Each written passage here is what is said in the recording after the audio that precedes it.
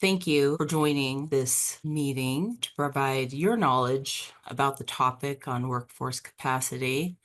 My name is Nicole Dutra. I'm a senior project coordinator at NEHA, and I'm also the private water network administrator. I do have my technical monitor from CDC's National Center of Environmental Health here today, Raquel Sabogal, who will be going through the questions with everyone and maybe asking additional questions of you.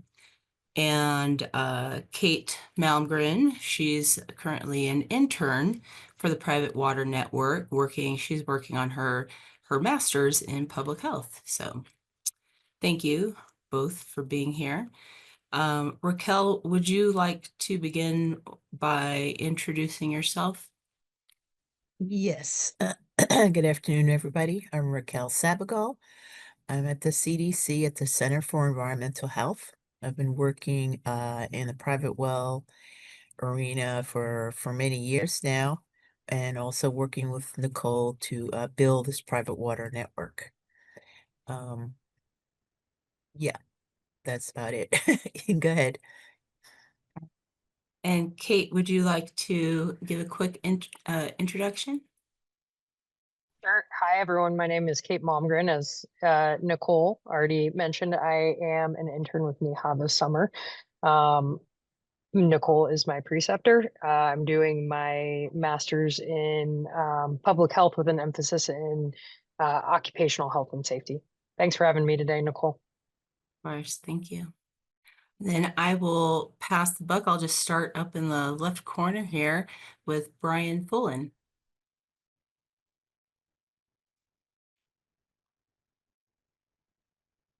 You caught me responding to one of my technicians.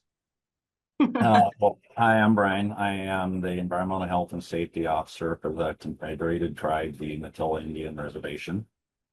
We're out here in northeastern Oregon, Washington border, out in the middle of nowhere. Thank you. And then I will move over to Eric Engelbert. I'm Eric Engelbert. I'm section supervisor at the Montana DEQ for the groundwater discharge program, source water protection, and our 318 and 401 CERT programs. Been working on well and specifically septic work since about 2006. So I've been in the role here at DEQ for a little over a year and a half. Prior to that, I was in Clackamas County, Oregon, just a little west of you, Brian, for a little over 5 years, and then Montana previously. So kind of back and forth between county and state. Great, thank you. And then we'll move over to Eric Larson. Hi, Eric Larson, Director of Environmental Health for Central Utah Health Department. Been here for 5.5 years. Before that, I was just a regular EHS at another health department here in Utah. Have been dealing with on-site wastewater and private wells for about 13 years. Okay, thank you. And Roy, I see you just got in. If you wouldn't mind introducing yourself. Hi, my name is Roy Kroger, and I have been doing on-site wastewater and water quality for 32 years. I was in Cheyenne, Wyoming as the EH director before retiring. Then I moved to El Paso County, Colorado for 2 years. And now I am in Boone County, Missouri, serving as the on-site wastewater coordinator. Thank you.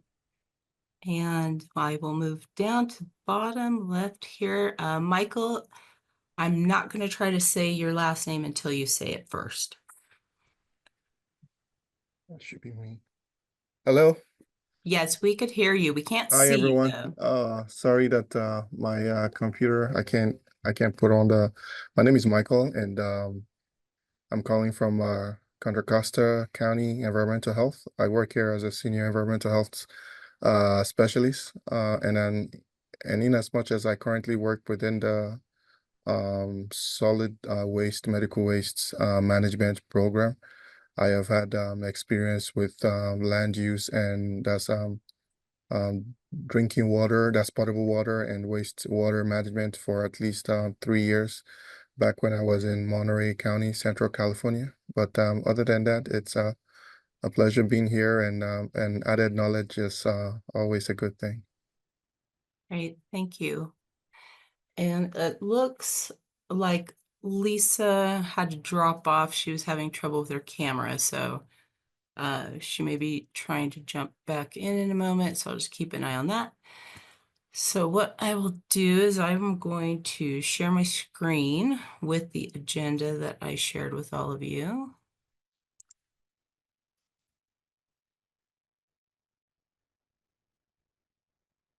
All right, did that come up for you guys? All right.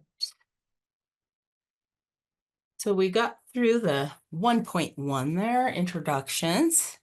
So the next thing we'd like to ask is, has your organization or your program experienced any challenges with recruitment, retention, training, staff development? And have you noticed any changes due to the recent governmental activities this year? And I will start with Brian or whoever would like to speak on first. Well, my role here at the tribe hasn't been difficult to keep build. I myself have been here just a little over 2 years, but 15 years in the industry. They prioritize enrolled members for the role. And it's been challenging finding members on a smaller reservation, smaller population that have the technical skills or the education or the background. But the tribe does pay for training, education. We travel all over the country to different conferences and classes. And I have an assistant who was young and just starting, and I've had her for about a year, but she's already thinking of doing different things because this isn't quite what she imagined the role would be. And we have a very unique role with my department, with the tribe. We're not only, doing the wastewater and the well water, we're also code enforcement down here. So they will be doing test pits and inspecting for septic systems or helping a new wastewater treatment plant be built. Next day we're out, doing code enforcement and serving citations. And so we are very limited on our staff. It's very limited on trying to attract people, from other cities to come out here and work in our government. And some of the issues is wages are a lot cheaper out here. So people will make a lot less, but we have a lot more benefits than the standard government office. But the cost of living is also way less. But like I said, we're very rural. Trying to bring in the younger generation. I mean, our closest target is 75 miles away. They look at that, there's no shopping for an hour. Right. So it is very difficult to fill environmental health roles in for department. Okay. Have you faced any challenges due to anything happening at the national government level? And actually, for us, it's going really well. The federal government has been even more helpful. They've been reaching out to the tribe saying, what can we do to do better? Where are you guys lacking funding? Where can we help you with funding? I know this isn't everywhere, but for us, the federal government has been more helpful. And also with the tribe, we have Indian Health Services that we work with daily that help with a lot of our environmental health roles. We also have the North Portland Area Indian Health Board for our region. And, the region, 10 EPA, I work with weekly as well. So, state and federal level is amazing help for us, and funding has been quite helpful as well. Great, thank you. Who would like to share next?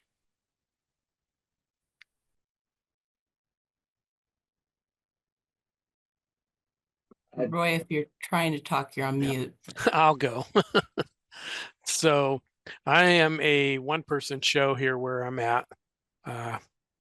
The health department used to do on-site wastewater for the county, and toward the end of COVID, they could not keep up, so they turned it over to the planning department. And so I moved out here just over a year ago.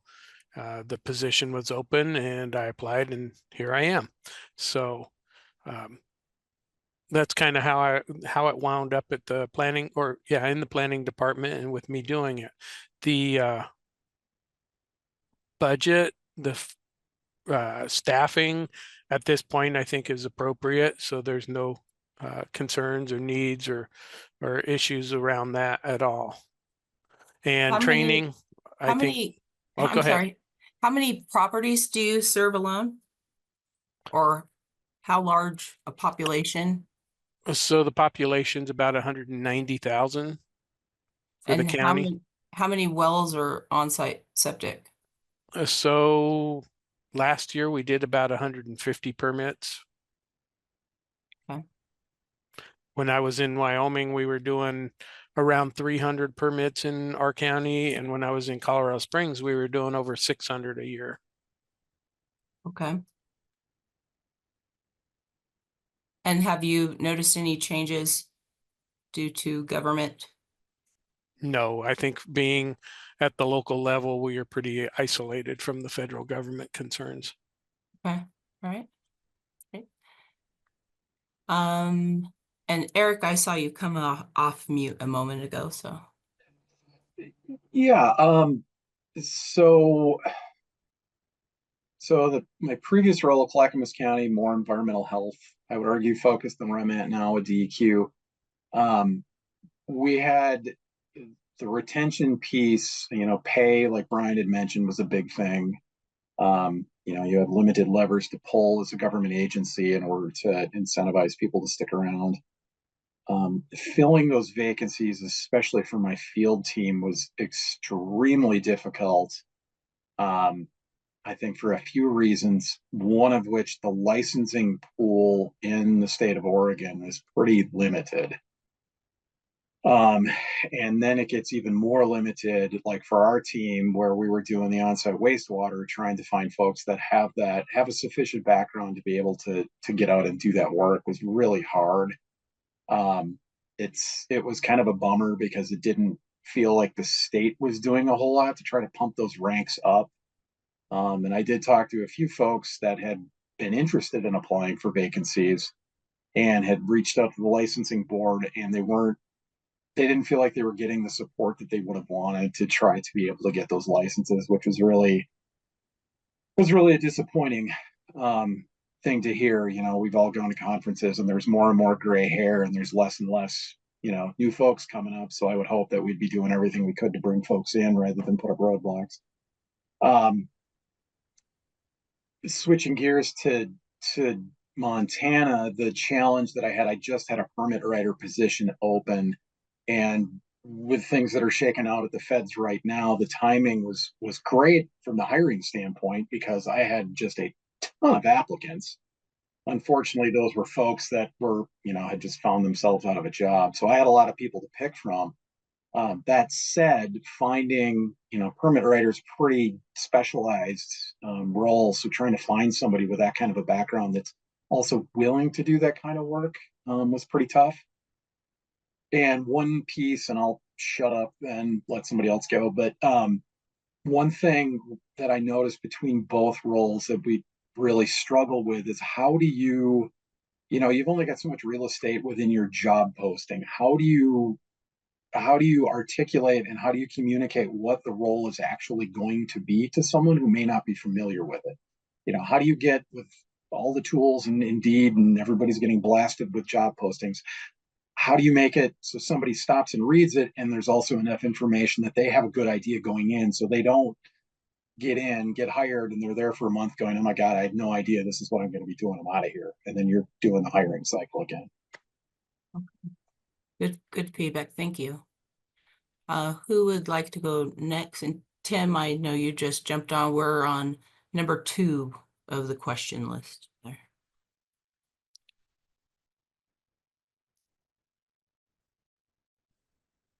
Anybody's welcome to jump in.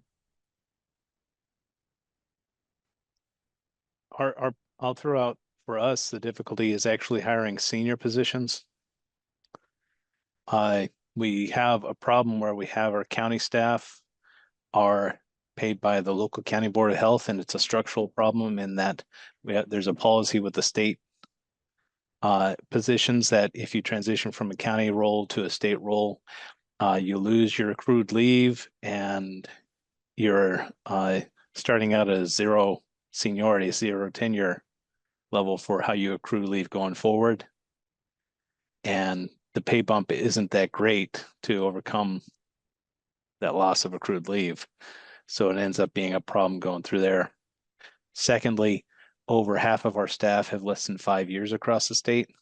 So hiring folks that are knowledgeable, who are tied to their community, trying to get them to move to Atlanta or to a central district office to be able to work from there is highly problematic. So if you have a senior person who's in a county level, they're tied into their community, and the idea of picking up and moving is no go. Wow. Tim, would you introduce yourself really quick? Sorry, I should have asked you to do that first. Tim Callahan, Georgia Evaluation Support Program Director, basically data and budget guy for Georgia Environmental Health. Thank you. All right.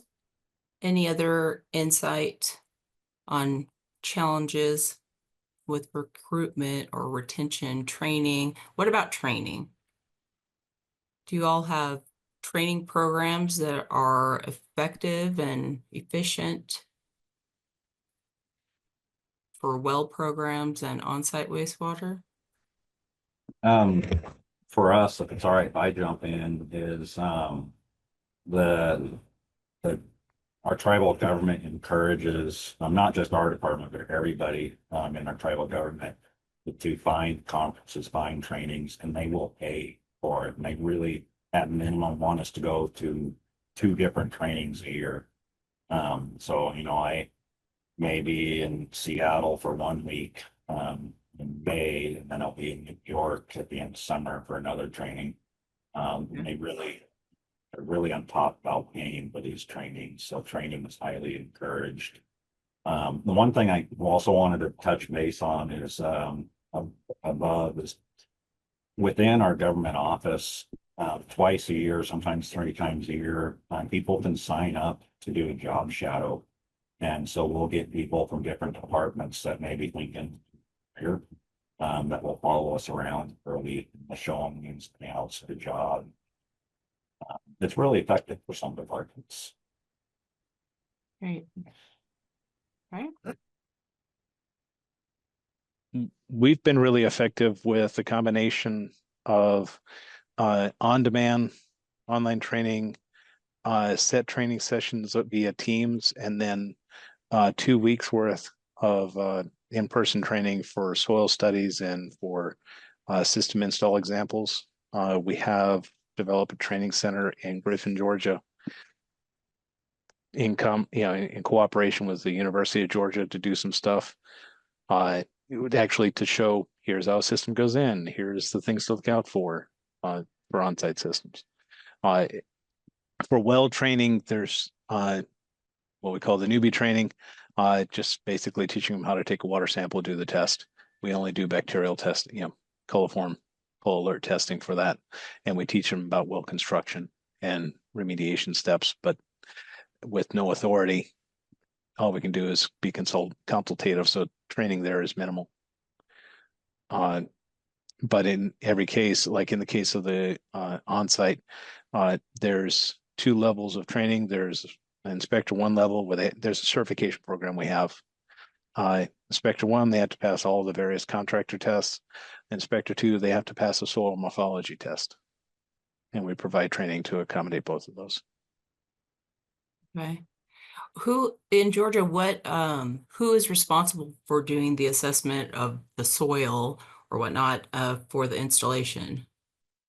A little bit of a mixed bag. We actually have a requirement for a level 3 soil study, 1 hole per quarter acre, as a minimum. And in districts where soil classifiers or soil scientists aren't available, or geologists or registered engineers, they're doing soil studies where they exist, but where they don't, it's a soil classifier. The soil is being done by the environmental health specialist. At least the initial study. If it's complicated or things where they need a level 4 or KSATs or something like that, that's when we tell the applicant that they need to go ahead and hire somebody and pay the extra to bring them in. Anything else on that one from anyone? Go ahead, Eric. So with the on-site wastewater training, Utah's got a pretty robust system. We've got a training center, similar to Georgia, sounds like, in conjunction with Utah State University. They've got a demonstration site north end of the state where you can see these systems in ground with some plexiglass on the end to show what a trench actually looks like. And then there's multi-day trainings for different levels of certification. So a level 1 would be soil analysis. We don't require soil scientists or anything of that sort, just a couple day training from the training center. We'll go out, do a test pit, texture soil altogether, teach how to do a percolation test just on screen. We used to do it in the field, but Utah's gone away from perk tests, so that's just it's an option. This is how you do it in theory, but we don't actually show people. But level 1 training is multi-day, and then level 2 is for the actual design of the system, and that's a couple days to learn code and just general on-site wastewater. And then our level 3 is for advanced systems, packed bed media, MBR, that sort of thing. So pretty good training process. Health department inspectors and designers all take the same training, so we're all getting the same education. We've got a state on-site wastewater association, has a conference every year, usually a day and a half. It's different presentations of things that people have run into. So in that realm, I feel like we're pretty good, but in the realm of private wells, there's nothing. There's no training. There's nothing. There's no regulation. So any training is just in-house based on local health department perceptions. I mean, some local health departments have regulations for private wells. We do not. Currently, we went down that path half a dozen years ago and went down in a dumpster fire of glory at the public hearing. And so there's nothing for us at this point. So How many wells are there in your jurisdiction and in the state, or approximately? I have no idea. I wouldn't even venture a guess. Tens of thousands statewide. I would venture, I guess. I said I wouldn't, but here in my area, we don't even really track their drinking water source. We could figure that out fairly easily. We do have some public water systems that don't have sewer with it, so any resident with that water system, we could figure out that septic system, but otherwise the septic systems and the private wells don't match. And so we know where the public water systems are. So if a home goes in outside of those, then it's a private well, but that's it. Okay. Wow. All right. Anybody else on that one? I could almost say ditto to what Eric just said, so both on the wastewater side and the well side. So training, well-established training and not for Yeah. wells. Yes. And we have very few wells here because most everybody in, at least in our county, are on public water. Okay. All right. All right. If we're good there, I'm going to move to the next section there on recruitment and retention.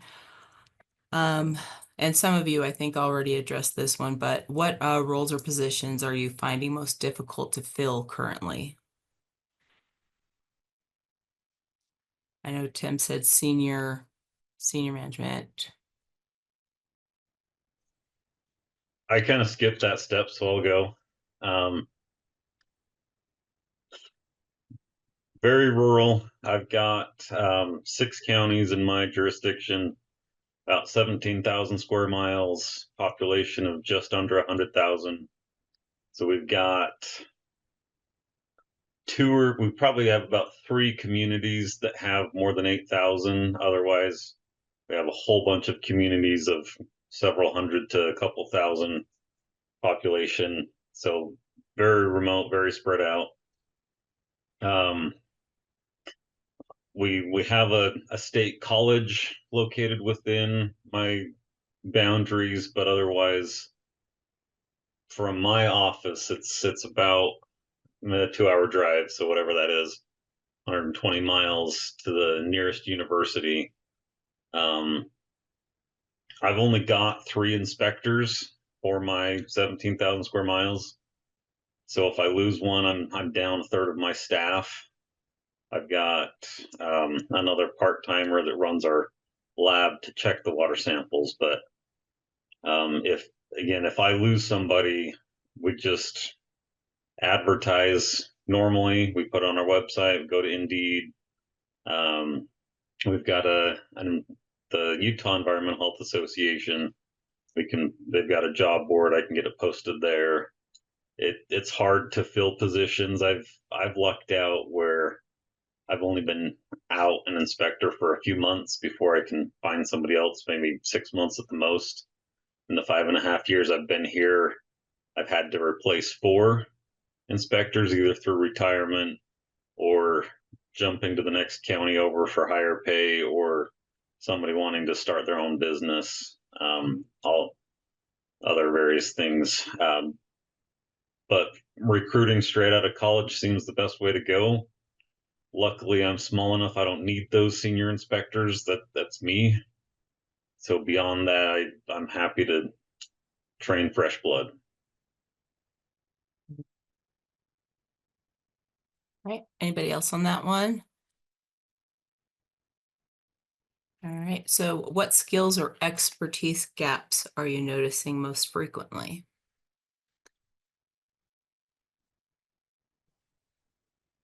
I'll jump in on this one, because one of our skills is going to be really unique, cultural awareness. It is, the cultural awareness is one of the biggest issues when we bring people, non-tribal from other communities or other states, and it's very foreign to them. We're also very somebody can come over from Umatilla County, that's our adjoining county, and they're used to tax lots and tax properties as one thing. Out here, we have several different kinds of properties. We've got Indian trust land, we got fee land, which is non-tribal, privately owned.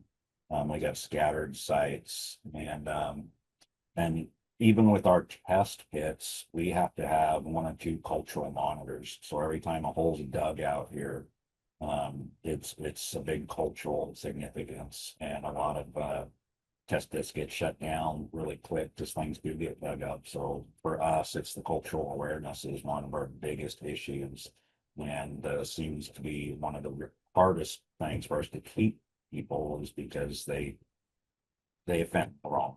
wrong people, and then they get moved out of the office for them.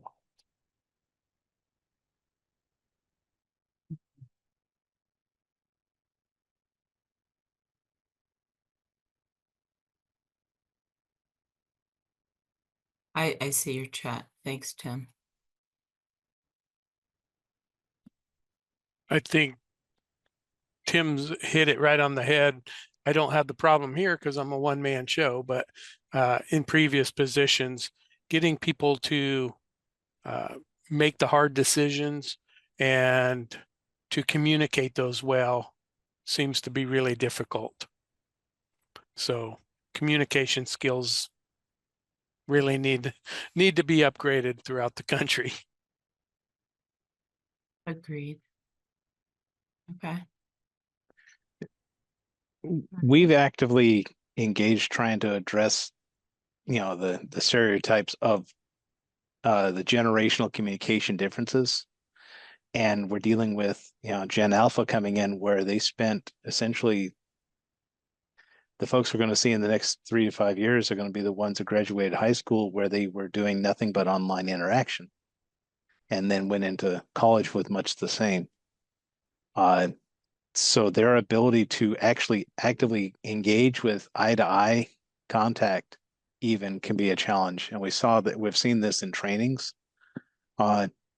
Even just asking them to turn their camera on a Teams call is like pulling teeth. So it's something we actively are pursuing.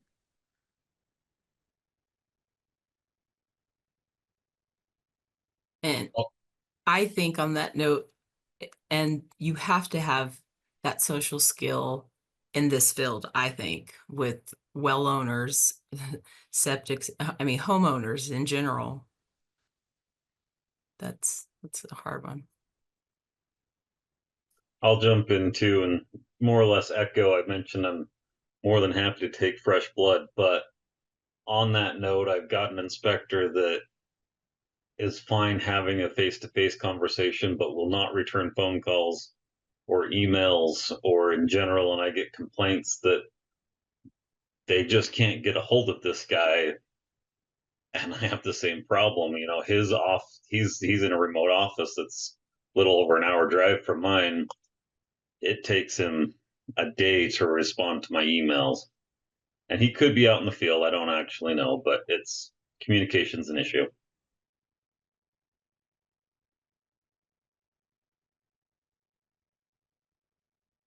Yeah, texting. Texting might be the answer to that, maybe.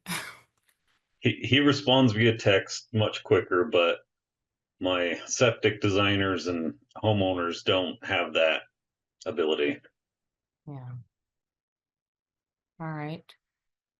Let's see. I know a couple of you mentioned this one already. Where or how is the sourcing for new staff conducted? I know the university was mentioned. Anywhere else besides Indeed? I think local environmental health associations have been helpful. Other than that, universities, yeah.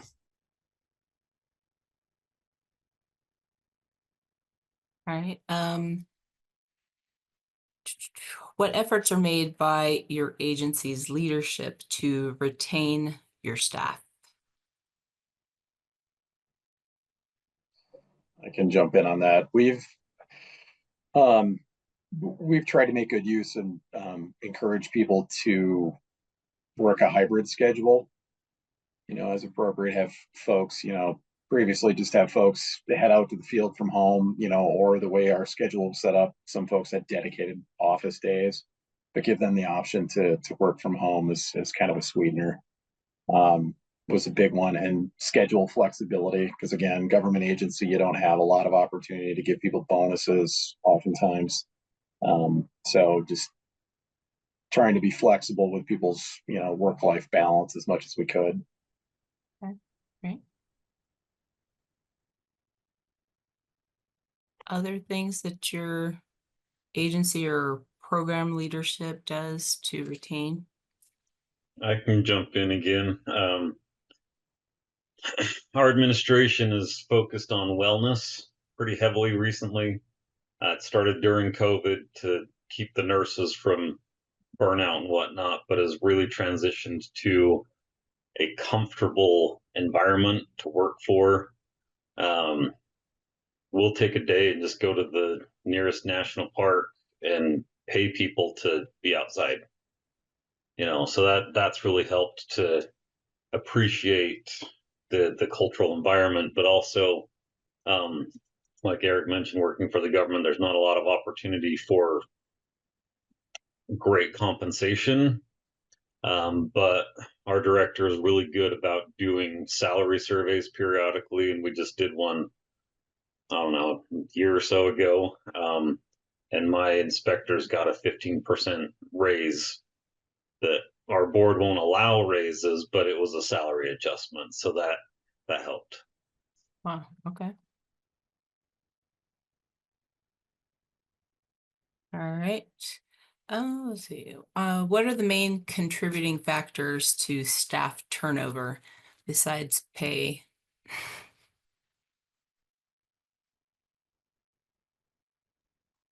I think repetitiveness, people don't like doing the same thing over and over and over again. So if you can give them a little variety, it helped me a lot in Wyoming when we had people switch off and do on-site wastewater for a while, do water testing for a while, and then they may be in food, or they may be in, so the generalist type of a philosophy, I think, helped a lot.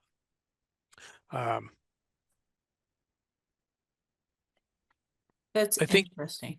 Okay. yeah, and then I think a lot of times too, when you hire people, if they don't know what they're really getting into, they tend to figure that out real quickly and jump ship. And so when somebody mentioned earlier, trying to find people who know what they're getting themselves into, I think is real helpful. So we want to make sure that when we're hiring somebody, they really know what they're doing or what they're going to be doing. We had a similar thing of where it's not just the number of things they had to learn, but also the sheer volume. With the growth we've had across the state, it's been really fun trying to keep up, especially with the onsite program. We've been growing for the last 30 years, so it's consistent. And it's unfortunately the local government says, oh, we don't need to pay for stuff, so including people. Makes it difficult, and trying to get folks with a work ethic of, okay, I've got to work, this stuff's got to happen, and then they burn out rather than take leave. Nobody takes vacations. So we've been trying to encourage people to do that and trying to convince the contractors, hey, sorry, we can't get to that issue, that permit today because we don't have staff. So we've been trying to encourage and help our contractors understand and even advocate for us to increase staff as well. Oh. Anyone else on that? Just, All right. I think it's kind of, sorry. A few of the people that we've had come and go, a lot of folks would think it's just the younger generation, but even with some older generation too, is they don't take direction very well, get very frustrated. And I know, like Tim was saying about, they need to take their vacations. But we were finding like the younger generation, they work 2 days a week, call in sick for rest. And the older generation were trying to say, hey, we're not allowed to do that anymore. And they want to fight, cause a lot of issues. And then they're like, well, they just don't want to work it. And, they'd rather be the wrong boss and not have a boss. That's been difficult to keep people on. And I'm sure it's become very obvious that we're not going to get through my long list of questions, so that's okay. But what in this topic area, recruitment and retention, what support would be the most useful, the most needed in the field related to these topics? increased wages. I can't do that for you, Roy.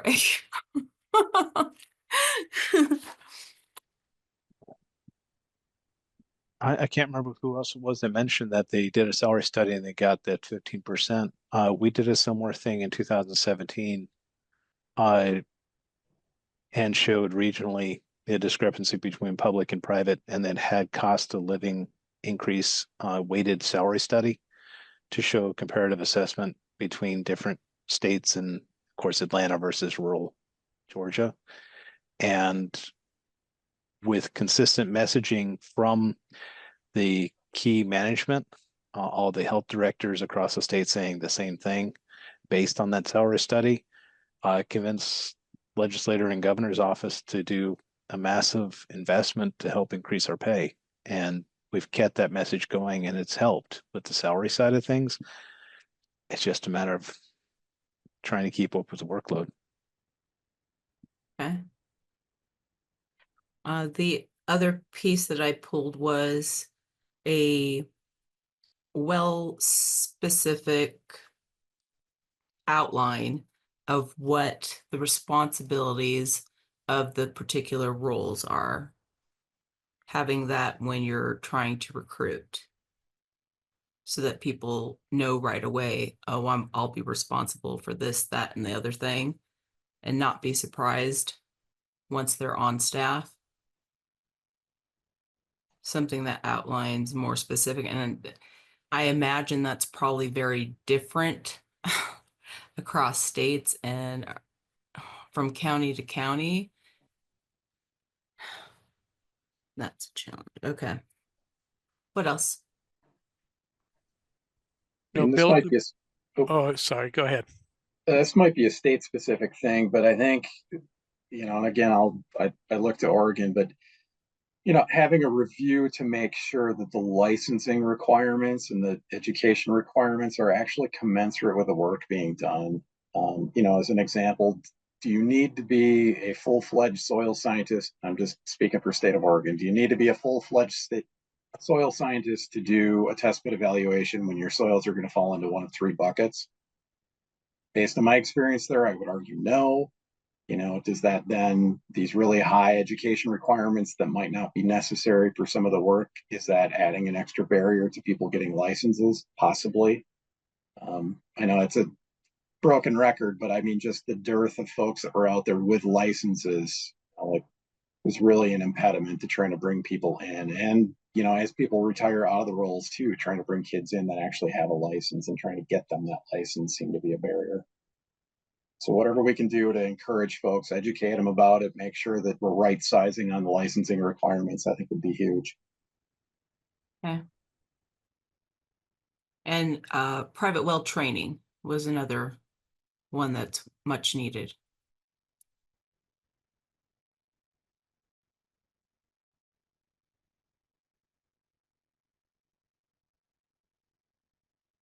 Anything else? Cultural training. I imagine, Brian Foolen, that it happens to be probably an issue across multiple Absolutely. tribes. Yeah, I was actually kind of disappointed, saw that I was the only one from a tribe on this roundtable today. I was hoping there would be many more. We are all at the conferences together, and we all have the stories and the information, but hopefully we can get more of the tribes on board. And that's, and speaking of tribes, that's a lot of the issues we do have is federal government's there for us, but the state's not. And it's not always the state's fault, because our tribe is we are a very sovereign nation. But some of our issues should be a state issue, and they will say our jurisdiction doesn't go past those borders. We have a huge nitrates issue. We've been doing a 5-year well study. We are out there 3 days a week, getting well samples and sending them off to a lab in California, finding our nitrates are really high, certain areas.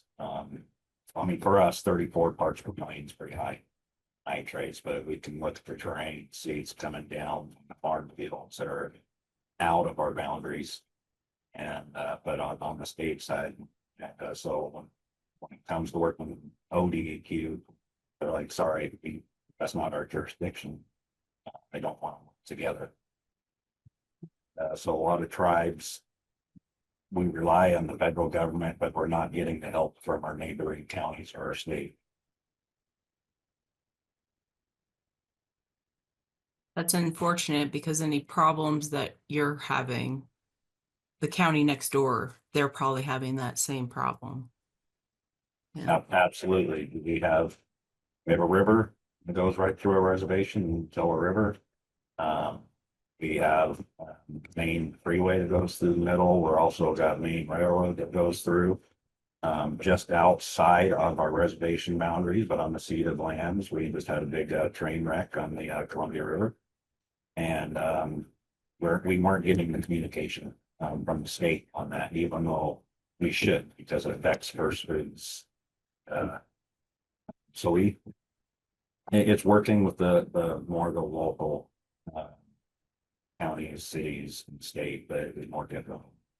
Wow. All right. Anything else you guys can think of on that? Additional support? As far as job postings, if I'm assuming you guys are probably all NEHA members. NEHA, you could post job postings on NEHA's site as well. You could just send in your request to do that. So just FYI for y'all.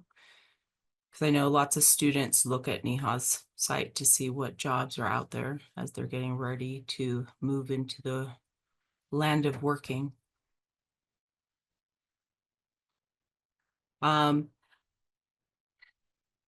Raquel, I'm going to ask you, is there anything on this topic? Because we're obviously not going to get to any of this. I think really big, as you guys can see by my long list of questions. So how I do far this did all the how time. far did you get? How far did you get up to? Just through the recruitment and retention strategies. Yeah. That was- Although they chimed in a little bit on training and development. So in the beginning, so I Right. could pull some info out of there. If after when I pull the recording and go through to get responses for everything put together, a little report, if there are sections where I wasn't able to collect anything, are you guys good with me reaching out with like a Microsoft form or something for you just to provide? Cool. Awesome. Yay. Okay. And but Raquel, I wanted to give you the opportunity. We have about 10 minutes left to ask anything in addition that you need to know. No, this has been really informative to hear your perspective as an entity that executes a cooperative agreement. I've seen all of the turnover with state and local health departments, and you're working with someone, you know, having your routine meetings, everything's moving along just great. You call back and the person's gone and everything falls apart. So it's not unusual for us to see that, and that happens all the time. So I don't know there's anything we can do to help on the other side. But I think referring to like the trainings, I know we have lots of them out there, right, Nicole? Yeah, there's you Yeah. guys know the private well class. Private well class, we have a CDC private well class. I forgot which I think you can get that on train. And you have your little mini training. You had it on your slide yesterday. NEHA. Yeah, So NEHA. on NEHA, you don't have to be a NEHA member. So your staff members, they don't have to have membership with NEHA to access Right. it. But there's a 3-module course that Raquel and I think is appropriate for someone new to Entry private level. wells. Mhm. And it focuses on tribal wells, like not tribal wells, on private wells, on all the different aspects. And I could email you guys a link to that. They Yeah, sign up and get access. It's all online. And but we think it's pretty appropriate for someone just getting into private wells, a new hire. So, and it may be good for somebody that's been doing it for a year or two, just depends on what level of knowledge they have. the other training is tied to the essential services, so it's a little dated because the services were updated a couple years ago. So that one's a little bit more intensive, but it goes through scenarios for each service. So that's a little bit more extensive. That one's available too. Um, but I am wondering for the people who are like solo working in their field, have you ever thought what would happen when you decide to retire? Like, what, you just walk away and leave your position open? Or are you grooming someone to fill your space? Or what are your thoughts on that?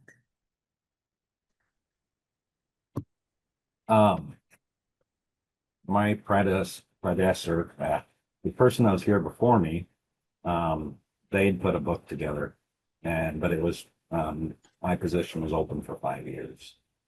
And so I've taken that start of that book, and as I've been rebuilding and developing our program, I'm adding to that book, but we're also doing, we're doing a lot of things, we're making it digital now, we're getting off of the paperwork, where we have files.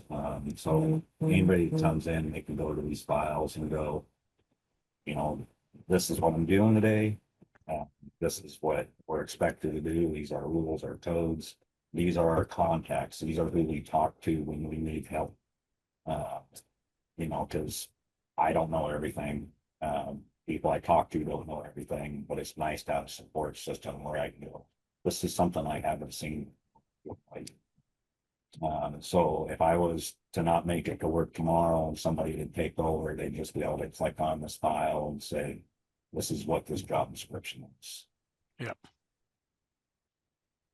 No, I agree with that a lot. Having a full onboarding plan that goes through a lot of these things, and even where you can find resources, some people that you can reach out to. I think all of those things are really helpful for somebody who steps into the role.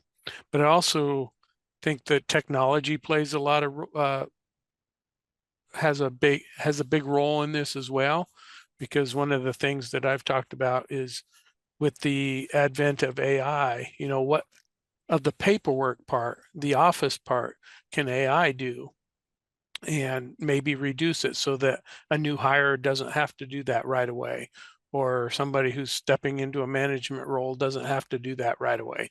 You can possibly get AI or some software program to make sure that all the documents are in place before any permits are issued, and then focus that training to the more field stuff, the more public health related stuff rather than the paperwork stuff.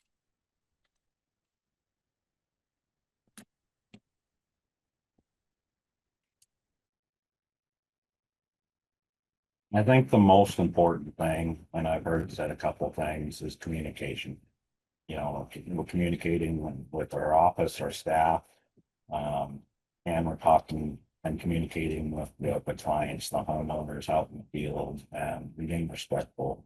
And that's the most important thing, especially when you're trying to hire somebody. How are they talking? How are they communicating with us? And how are they being respectful? You know, from the moment they walk in that door or to the moment we're out in the field, now they're talking to the really angry homeowner who doesn't understand why, you know, he has to get a new drain field. Or, you know, hey, you got E. coli in your well, this is where we can help, you know, and they're trying to communicate, not scare the people, but just communication. Yeah. Don't come at them with enforcement. Exactly. I mean, and every situation is different. And there is times when you just have to be the bad guy. You have to be the enforcer. But you don't have to start off, you know, coming out with both that ass, you know. Yeah. Enforcement would be the last option. Right. Empathy helps a lot. Absolutely.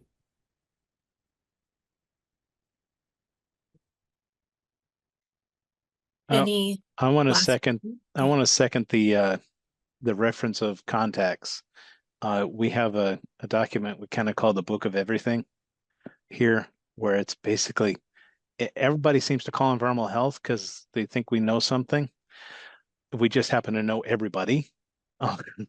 So we have all their our sister agency contacts, all the relevant professors in different schools that are specializing in certain areas. We have all the these different things, and we maintain actually a book with that name and phone number and email address to help folks taking on roles have that available. Pretty cool. Thank you for that. Any last comments or insight?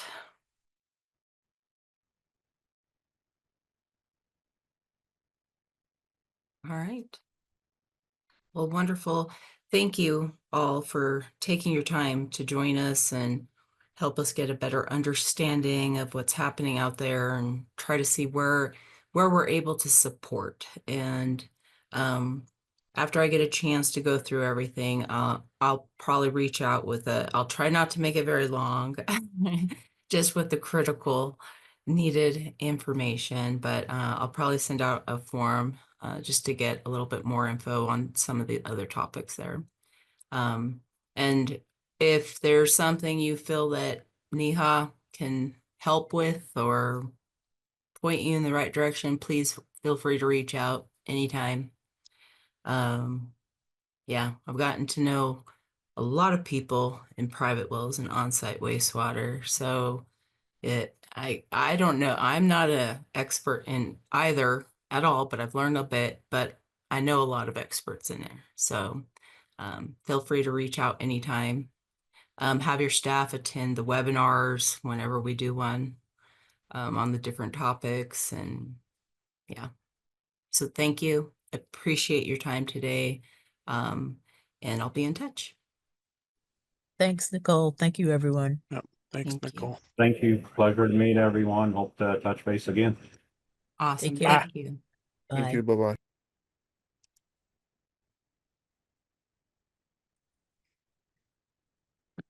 So that was really good. I'm so ambitious with my long list of questions. Boy, oh boy, I should have known better. I'm surprised Chris didn't reel me in. Because usually he does. He usually will reel me in when I'm being overly ambitious on things. And Yeah, those are a lot of questions under each subheader. And then I looked at what time it was, and I was like, oh, she's not going to make it. yeah, no, literally, we only got through the little opening and warm up and recruitment and retention, although they did touch on some of the items in the other Yeah, sections. yeah, they So I'll be did. able to pull that from the transcript, to It pull was interesting. something together. Yeah, it was interesting that they mentioned training because I was like, what? We got plenty of training. So I guess But you know maybe, what? I hear it all the time too, though. Like, I hear it yeah, all the time too. I think it's not known. Like, they don't know and they don't know where to look for it. And yeah. I wonder how, well, I think since you're like a large organization and you do trainings for the environmental practitioner, maybe, I don't know, advertise it more. I don't know. Like I say, we have private well trainings for yeah, sure. I think that's definitely something to include in the strategic plan. I think Hmm. promoting those things, promoting resources that are out there so that Hmm. people know that they're there is important because otherwise they have Right, no idea that it's right. available.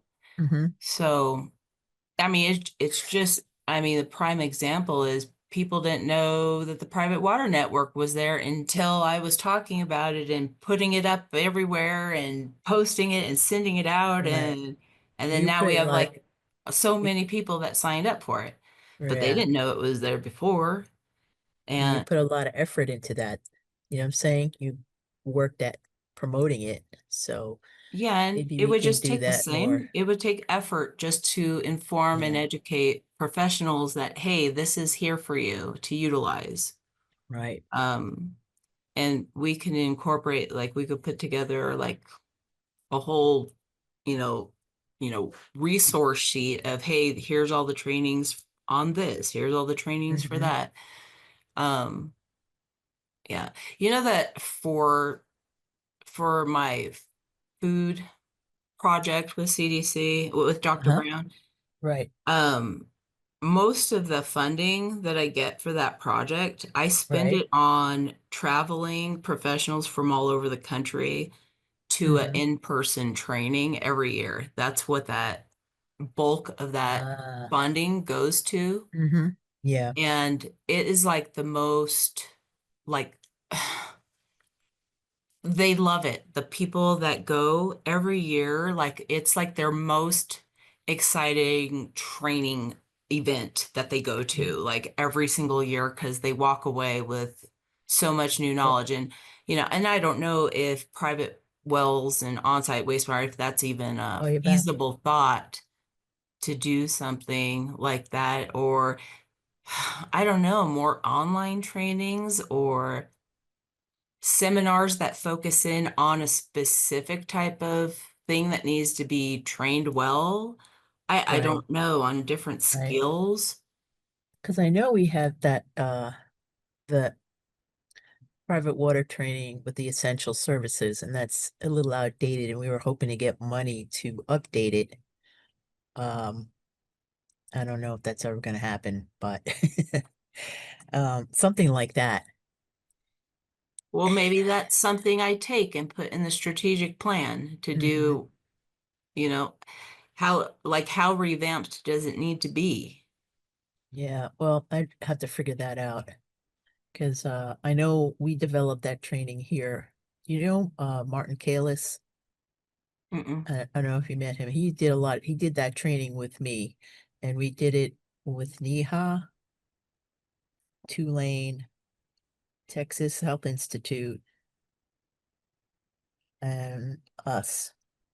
So it was a big group, and it took a while to do. So I would imagine we'd have to go in and see what we were going to change. Yeah. But that's something I'll put on my list and I'll see what I can do about that, like where that sits.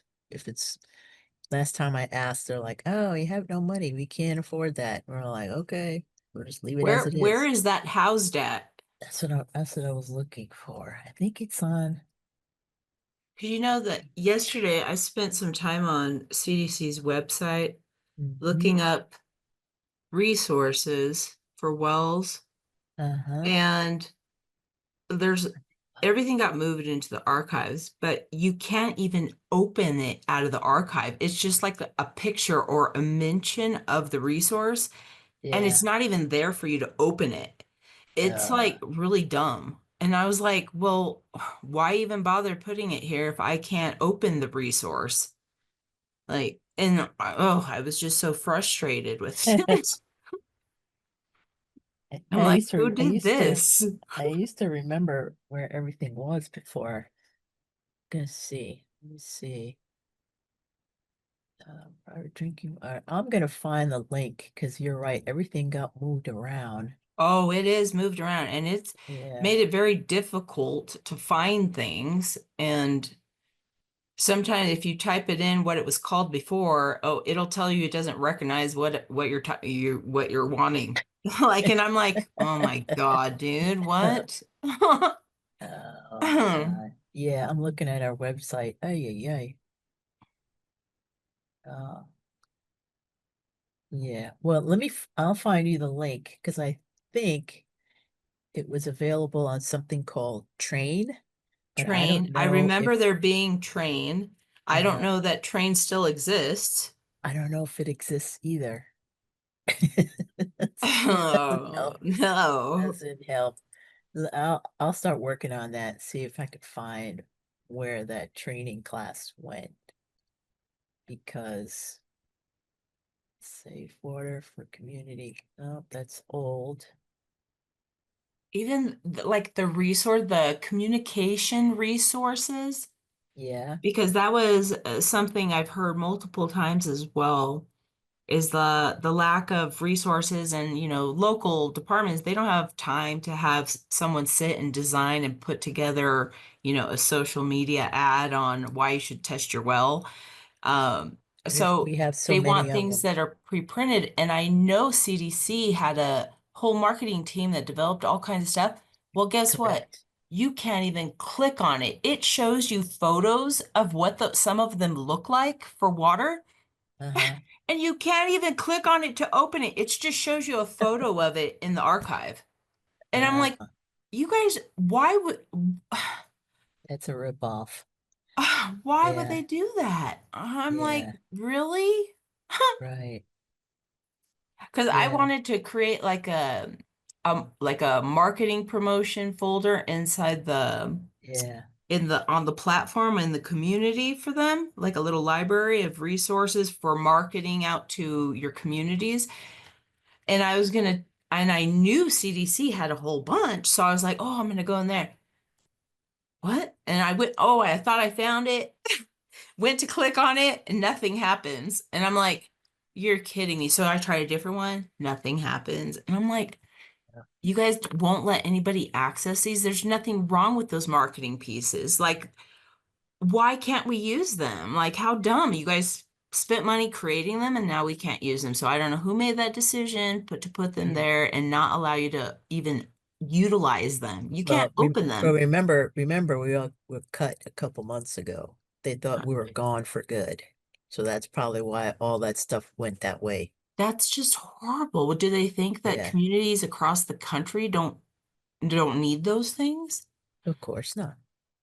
Oh, God, it's just killing me. God, I I know. just don't understand the thinking. I have to look for I'm seeing now you make me curious. I'm gonna start looking for this thing. I don't know where it is. Yeah. You're So gonna email me. I found it. it's like 15 layers down. Oh God. Yeah. Mm. All right. Well, that was good, Okay. Nicole. At least we got some input. It was good to hear their perspective. And they do have some nice solutions. Like the guy said he has a book about his job and what it should be. I mean, he was vacant for 5 years before he filled that role. Can you imagine? I can't imagine. And I No, and I I can't imagine do, that either. yeah. I do get their challenge with young people nowadays and their work ethic, Uh, because I see it.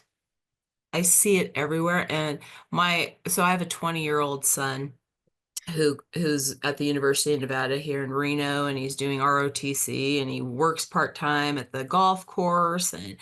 But he's super like responsible, and he shows up 30 minutes early to everything, and he never misses work, and like he's real, and he will tell me stories. Mom, like, two people just didn't show up to work today. I'm all, well, are they going to lose their jobs? No, probably not, because we need people, so they'll just show up when they want. And I'm like, this is the work ethic of young people today. And and people don't know how to talk to yeah, one another. yep, Yeah. yep. So that's a hard thing to fix. Because like you said, you're going to school online, going to college online, get a job online. You don't even talk to anybody. Yep, and you chat with your friends through text or Facebook or Right, right, whatever other thing that the kids use nowadays, or they play games and talk to each other through the game. Yeah, it's going to be a problem, and we're going to pay the price for it. right. But how do you fix that? I don't know. One person can't fix it. A whole group of people couldn't fix it. I don't know who could fix that. I don't think it's fixable. I And that's worrisome.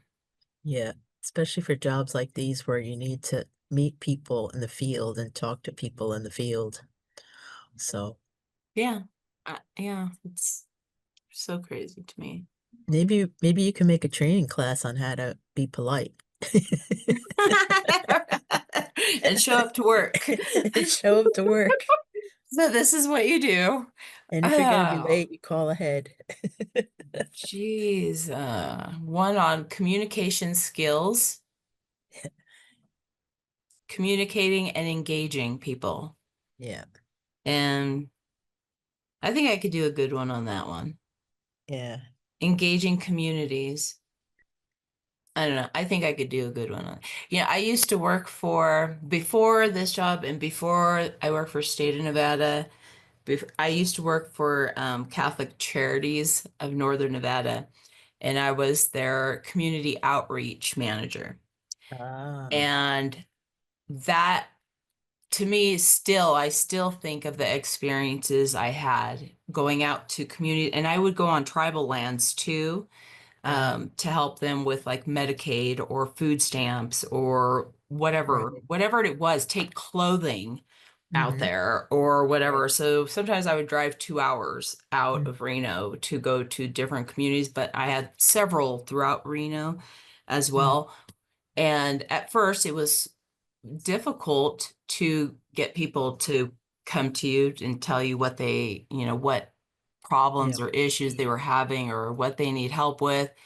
But when you keep going and showing up, and it got to the point where there would be people, like it would be like a parking lot of a church or whatever. They knew I would come on the third Tuesday of the right. month.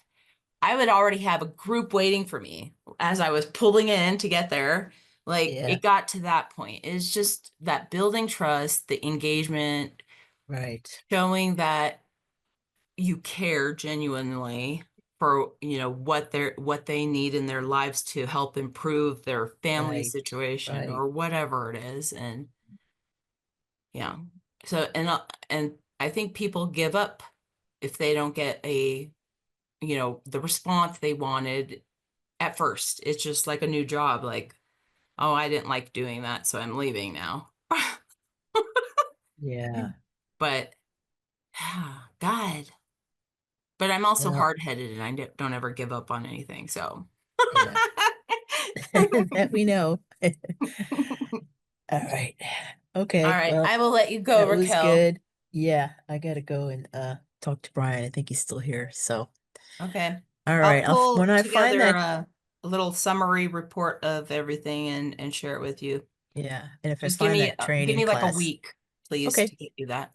Yeah, Okay. yeah, that sounds fine. Okay. Okay, it's all All good. right. All right. Have a good Bye. weekend if I don't see you.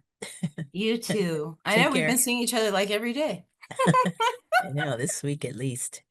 Yeah. Okay. Bye. Take care. Bye.